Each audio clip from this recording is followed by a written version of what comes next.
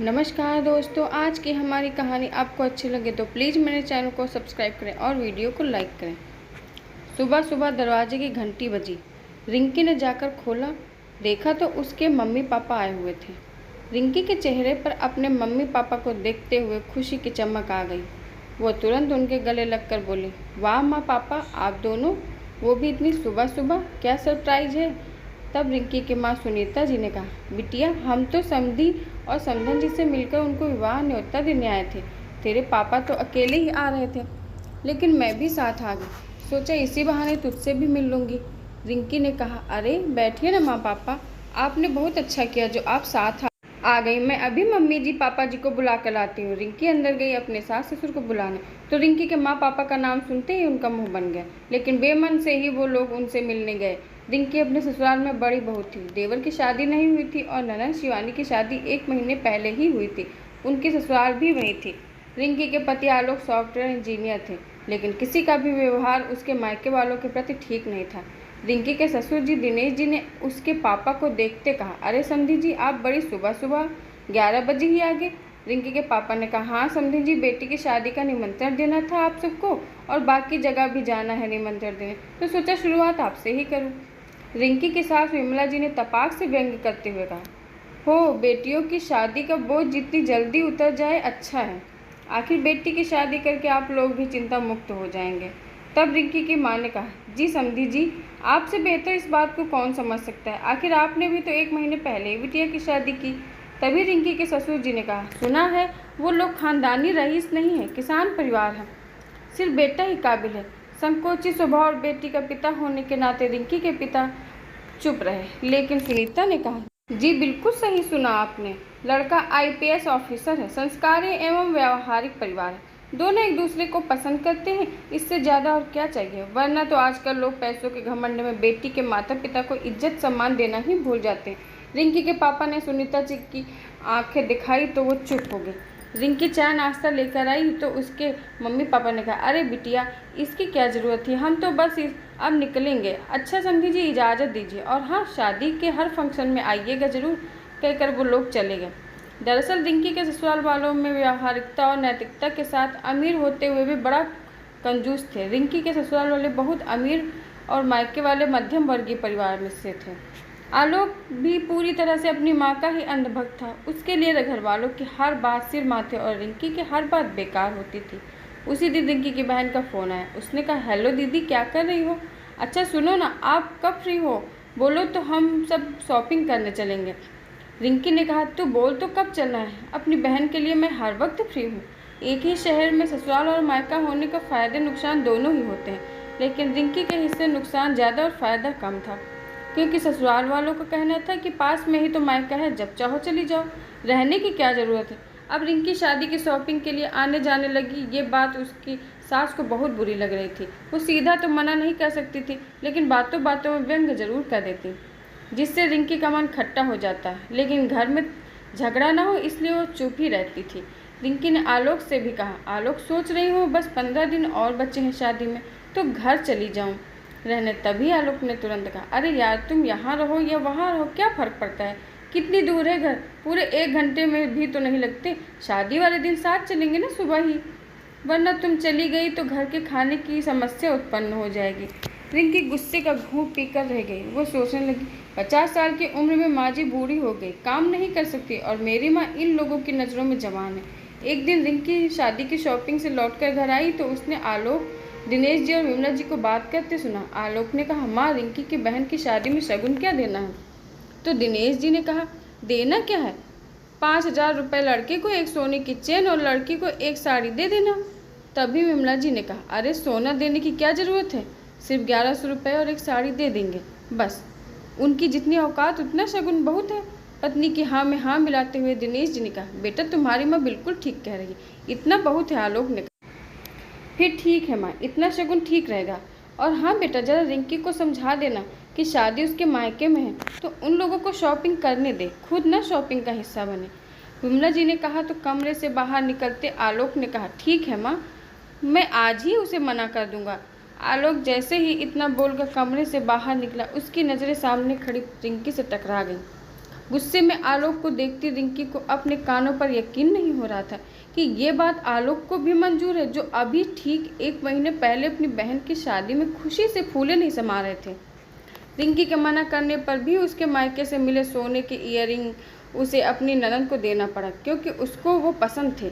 तो आलोक के बार बार कहने पर रिंकी, दे दो ना रिंकी, दे दो ना। क्या तुम्हारी बहन ये ईयरिंग मांगती तो भी तुम मना कर देती? लाखों रुपए आलोक ने अपनी बहन की शादी में खर्च किए, बिना रिंकी से या किसी से पूछे। आलोक ने अपनी बहन को अपना डेबिट और क्रेडिट कार्ड दे रखा था कि जब जो मन करे तुम सीधा जाकर ले लेना, पूछने की कोई ज़रूरत नहीं। और आज जब बात रिंकी की बहन की आई तो आलोक के चेहरे से चमक ही गायब थी। कोई खुशी या कोई उत्साह उसके चेहरे पर नहीं था। तभी आलोक ने कहा, अरे रिंकी, तुम कब आई? बस अभी अभी, जब तुम माँ जी से शगुन देने की बात कर रहे थे। रिंकी ने कहा तो आलोक के चेहरे के भाव बदल गए। उसने कहा, हाँ माँ, पापा से तुम्हारी बहन की शादी में कितना शगुन जाएगा, उसी के लेन देन की बात कर रहा था। अच्छा, तो क्या सोचा तुमने? सोचना क्या है, जो माँ ने कहा वही दे दूंगा। रिंकी ने कहा, मतलब 1100 रुपये और एक साड़ी? हाँ तो क्या घर उठा कर दे दें? पूछ तो ऐसे रही हो जैसे कोई इंक्वायरी करनी है तुम्हें। इतना शगुन कम थोड़े है ना लड़की वालों के लिए। और तुमने तो दिए ही होंगे चोरी चोरी पैसे हमसे छुपा कर। क्या हम नहीं समझते जो तुम रोज़ शॉपिंग के लिए जाती हो उसके पैसे कहाँ से आते हैं? गुस्से में विमला जी ने कहा, माँ जी, लेकिन मैंने ऐसा तो कुछ कहा ही नहीं जिस पर आपको इतना गुस्सा आ गया। आलोक ने गुस्से में कहा, रिंकी, तुम हद पार कर रही हो। ऐसे बात करता है कोई बड़ों से? तुम मेरी बहन की बराबरी अपनी बहन से कर रही हो। तो तुम्हारी जानकारी के लिए बता दूं कि उसका बड़ा भाई इतना सक्षम है जो अपनी बहन की हर डिमांड पूरी कर सकता है। तुम क्या कर सकती हो? तुम तो खुद की ज़रूरत पूरी नहीं कर सकती बिना मेरे पैसों के। इतना ही घमंड है तो जॉब खुद पूरा करो अपनी बहन की डिमांड, और जो मन करे जैसे मन करे खर्च करो, कोई तुम्हें रोकने नहीं आएगा। सबकी बातें सुनकर तो आज रिंकी भी चुप नहीं रह पाई। ठीक है, अब मैं जो करूँगी उसके जिम्मेदार तुम रहोगे, और अब मैं अपनी बहन की शादी में पैसे भी खर्च करूँगी और डिमांड भी पूरी करूँगी। बस तुम देखते जाओ। वह तुरंत अपने कमरे में गई और वहाँ अपने सामान का बैग पैक करने नीचे आ गई। उसने कहा, माँ जी, मैं जा रही हूँ अपने मायके अपनी बहन की शादी में शामिल होने, लेकिन उससे पहले आप सबसे कुछ कहना चाहूँगी। क्या लड़के वालों को सिर्फ लेना आता है? मेरे पापा ने अभी इस घर की लड़की की शादी में चांदी के बर्तन, सोफ़ा सेट, दुल्हन और दूल्हे के लिए सोने की चेन और अंगूठी के साथ कपड़ा और 50,000 रुपये भी दिए। तो आपके हिसाब से उन्होंने कुछ नहीं दिया। तब आपने कहा था कि क्या कंजूसी दिखाई मेरे पापा ने। समाज में आपकी नाक कटवा दी। जब उनकी बेटी की शादी होगी तब आप इतना ही उन्हें रिटर्न में दे देंगे। अधिक न सही उतना ही सोच लिया होता। और आलोक, मैं माँ पापा से शिकायत करूँ या किस बात की उम्मीद रखूँ जब मेरा पति ही मेरा नहीं है? क्या मैं जान सकती हूँ कि 2 बहनों के शगुन में इतना फ़र्क क्यों? अगर ये फ़र्क किया होता तो क्या तुम्हें मंजूर होता? तुमने अपनी बहन की शादी को जैसे चाहे एंजॉय किया, जितना मन किया उतना खर्च किया, यहाँ तक कि मेरे सोने के झुमके भी दिला दिए। क्या मैं अगर तुम्हारे साथ तुम्हारे जैसा व्यवहार करती तो तुम्हें मंजूर होता? और माँ जी, मुझे अपनी बहन को कुछ देने के लिए चोरी चुप के कोई काम करने की ज़रूरत नहीं है। अब आखिरी और असल मुद्दे पर आती हूँ। मैं अपने साथ अपने गहने ले जा रही हूँ। मैं आपसे या आलोक से अब तक 1 रुपया भी अपनी बहन की शादी के लिए नहीं लिया, लेकिन फिर भी मुझे झूठा और चोर साबित कर दिया गया। इसलिए अब मैंने तय किया है कि मैं इन गहनों को गिरवी रखकर अपनी बहन को सब कुछ दूंगी। और ये रहा आपका मांग टीका जो आपने सिर्फ मेरी शादी में मंगवाए थे। तुम बहू, तुम्हारा दिमाग तो ठिकाने है। भूलो मत कि वो गहने भी हमारे कहने पर तुम्हारे पिताजी ने बनवाए थे। उन पर तुम्हारा नहीं हमारा हक बनता है। दिनेश जी ने गुस्से में कहा। दिनेश जी ने फिर गुस्से में अपनी पत्नी की तरफ देखते हुए कहा, आपसे कितनी बार कहा रिंकी से गहने लेकर अपने पास रख लो। मुझे पहले से पता था यह लड़की बहुत तेज है। देख लो, वही हुआ जिसका मुझे डर था। तो रिंकी मुस्कुराने लगी। उसने कहा, चलिए, कुछ तो माना आप लोगों ने कि मेरे पापा ने दिया है। खैर पापा जी, इन पर तो सिर्फ और सिर्फ मेरा ही अधिकार है। पहली बात तो ये है, गहने मेरे सिवा किसी के नहीं, इसलिए मुझे इसके साथ क्या करना है ये मैं खुद तय करूँगी। दूसरी बात, अगर इन गहनों को आपने भी बनवाए होते तब भी ये मेरे ही होते, क्योंकि गहने स्त्री धन होते हैं जिस पर सिर्फ और सिर्फ औरत का अधिकार होता है। मैं जा रही हूँ इन्हें गिरवी रखने, क्योंकि मुझे इनकी ज़रूरत नहीं, और जिन्हें भी ये गहने चाहिए वो जाकर छुड़वा लें गहने। मैं तो चलिए अपनी बहन की शादी एंजॉय करने।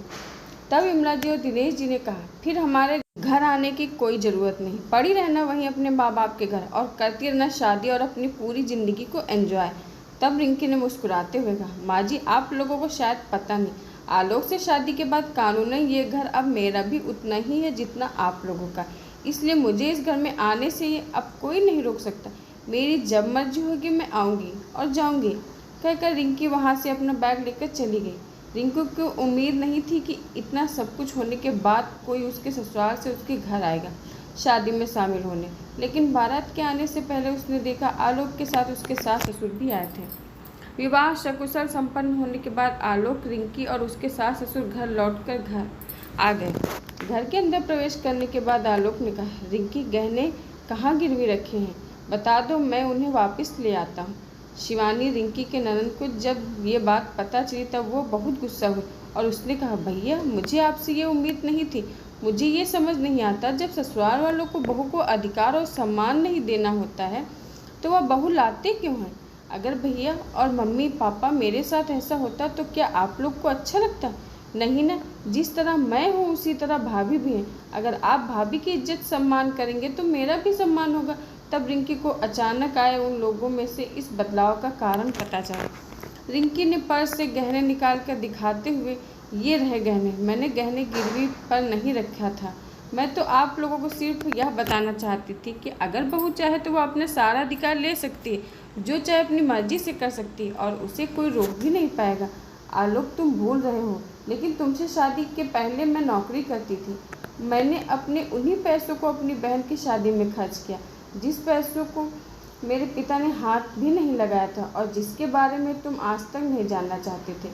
और मैं हर बार उस बात को टाल जाती थी क्योंकि वह पैसे मैंने अपनी बहन की शादी में ही खर्च करने के लिए रखे थे।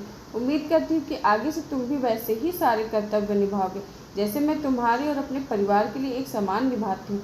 अब तुम मेरी और अपनी दोनों बहनों में कभी कोई फ़र्क या भेदभाव नहीं करोगे।